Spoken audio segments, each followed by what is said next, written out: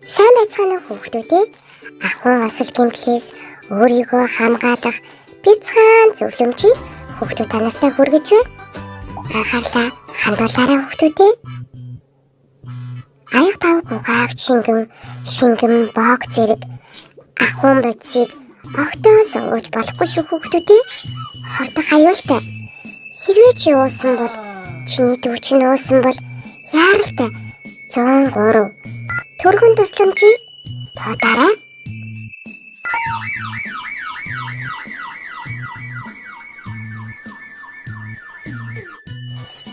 Томчуудаа ахуйн бодисоо хүүхдийн гар хүрхээргүй газар галт хийгээрэй. Гал дээр болон плеткэн дээр буцалж байгаа халуун зүйлс огтоосоо хүрч болохгүй шүү. Хэрвээ чи авмаар байвал заавал том хүн дуудаарай.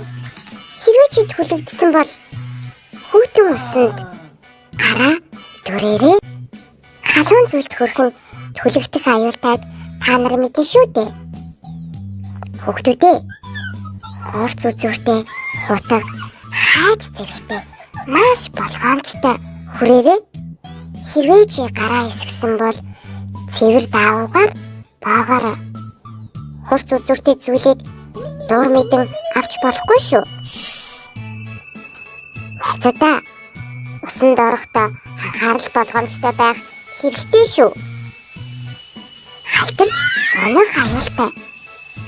Хэрвээ чи халтраад унчихсан бол хүүтэнжийн тавиараа.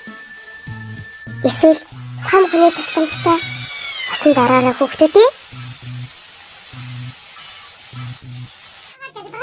Бүгд аюул өдрүүлэх магадлалтай. Цахилгаан даалгаврын нөхөө ямар нэгэн төмөр эсвүүд эсвэл ус чийгтэй орчинд цахилгаан хэрэгслийг ажилуулах юм бол хүчтэй таврын дагуулын гэдгийг анхаар. Нэг цахилгаан даалгын зэрэг засгаж болохгүй. Бас эндүү билетийг засгаатай алгаж болохгүй. Цахилгаан хэрэгслүүд шатах, галтуунаа гарах аюултай. Халуун зүйлсэд хит ойртох эсвэл барьж авах түлэгдэх аюултай. Эрүүл байхын тулд энэ бүхэн бол чиний хийж чадах зүйл юм шүү.